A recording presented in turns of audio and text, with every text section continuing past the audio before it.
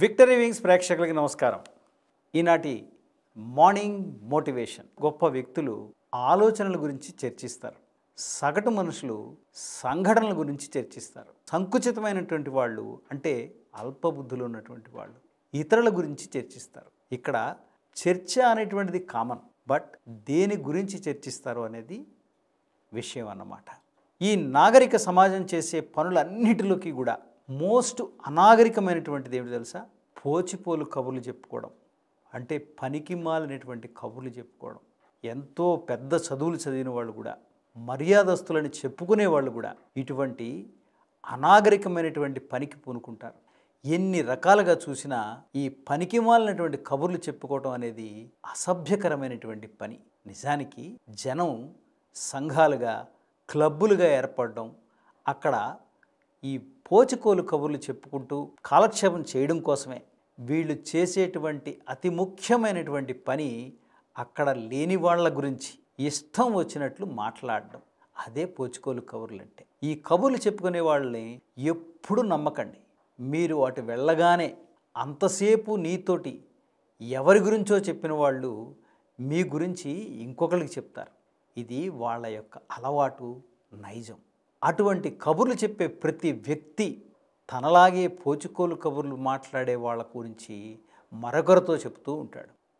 అటువంటి పనికిమాలిన వాగుడుతోటి సిగ్గు లేకుండా ఇతరుల గురించి ఉన్న అభిప్రాయాలని పాడు చేస్తారు. దానివల్ల వాళ్ళ జీవితాలకి వాటిల్లే నష్టాన్ని గురించి కొంచెం కూడా పట్టించుకోరు. ఇలా పనికిమాలిన కబుర్లు చెప్పేవాళ్ళు కాస్త ఆలోచించి మనస్సు దెబ్బతిని ఆత్మహత్య చేసుకునేంతగా నిస్పృహ చెందిన వాళ్ళ గురించి వార్తలు ప్రచారం చేయటం మానేస్తే, వాళ్ళకి అండగా నిలబడగలిగితే కొన్ని మిలియన్ల మనుషులు ప్రాణాలని కాపాడుకోగలుగుతారు. ఇలా వ్యర్థ ప్రసంగాలు చేసే వాళ్ళందరూ కూడా చివరికి తాము సృష్టించుకున్న విషాన్ని తామే తాగుతారు.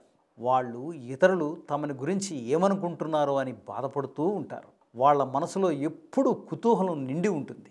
అందరూ నా గురించి ఏమనుకుంటున్నారు, ఇతరులలోని మంచి చెడ్డల గురించి మాట్లాడకండి. అప్పుడు మీలోని మంచి చెడ్డల గురించి ఎవరూ మాట్లాడరు. కానీ దీనికి విరుద్ధంగా కూడా జరిగే అవకాశం ఉంది. మీరు ఇతరుల గురించి వాళ్ళ వెనకాల మాట్లాడితే వాళ్ళు కూడా మీ గురించి అదే పని చేస్తారు.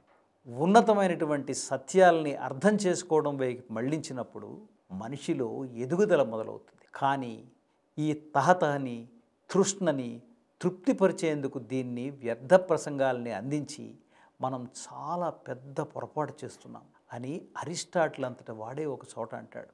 తెలుసుకోవడానికి చేసేటువంటి అన్వేషణ అందరిలోనూ ఒకటే ఉంటుందండి.